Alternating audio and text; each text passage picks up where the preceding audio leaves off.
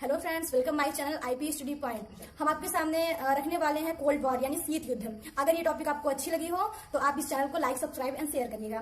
तो शीत युद्ध जो है, इसके बाद हम आपको बताएंगे कि शीत युद्ध क्या है, इसकी प्रकृति कैसी थी एंड इसका जो है कारण क्या था और इसका प्रभाव विश्व में क्या पड़ा। तो शीत युद्ध क्या है, पहले तो आप ये जान लीजिए कि शीत युद्ध किन देशों के बीच हुआ था। तो शीत युद्ध जो है वो दो देशों के बीच हुआ था, एक सोवियत संघ रूस, दूसरा अमेरिका। और कहते हैं कि शीत युद्ध दो देशों के बीच हुआ था। और लेकिन ये इसका मतलब क्या है, शीत युद्ध क्या है, आपके मन में ये विचार आएगा कि शीत युद्ध क्या है। तो शीत युद्ध जो है वो एक कूटनीतिक युद्ध समान थी।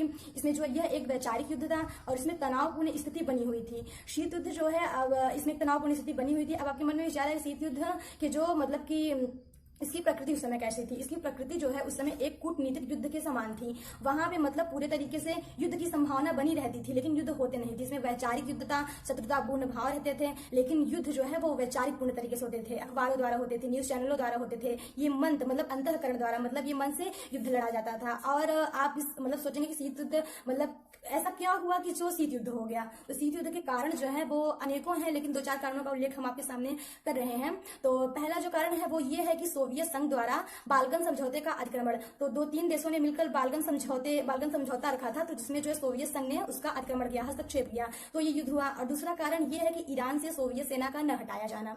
तो ईरान में जो है ब्रिटेन ने और अमेरिका ने ईरान की सुरक्षा के लिए अपनी सेना वहां पे तैनात की थी, लेकिन सोवियत संघ लास्ट में मतलब अपनी बात से मुकर गया, वहां से अपनी सेना को न हटाया। इसके लिए भी सोवियत संघ मतलब कि शीत युद्ध हुआ। और जो तीसरा कारण है वो ये है कि अणु बम का आविष्कार, मतलब कि अमेरिका ने अणु बम का जो आविष्कार किया, उन्होंने मतलब कि ब्रिटेन को बताया लेकिन सोवियत संघ को नहीं बताया।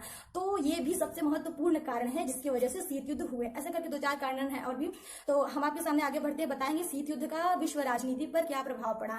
शीत युद्ध मतलब कि जब हुआ तो उसके मतलब कि अनेक प्रभाव भी विश्व राजनीति पर पड़े, क्योंकि ये बहुत बड़ा एक युद्ध था। और द्वितीय महाविश्व युद्ध के बाद जो है ये सबसे बड़ा युद्ध था। द्वितीय महाविश्व युद्ध के बाद किसी भी संबंध को दर्शाने के लिए भारत और कहते हैं कि सोवियत संघ, रूस और अमेरिका के संबंध को दर्शाने के लिए हम शीत युद्ध का इस्तेमाल कर सकते हैं। तो इसका जो है विश्व राजनीति पर बहुत ही घातक प्रभाव पड़ा। विश्व राजनीति का दो गुटों में विभाजन हो जाना, एक सोवियत संघ रूस, दूसरा अमेरिका।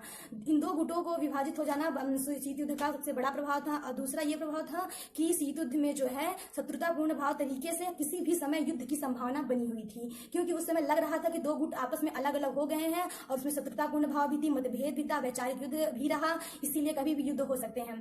तो अगर आपको मेरा मतलब ये शीत युद्ध, कोल्ड वॉर के टॉपिक्स अच्छे लगे हों, ये मतलब ये सारे टॉपिक, तो आप इस चैनल को शेयर एंड सब्सक्राइब जरूर करिएगा।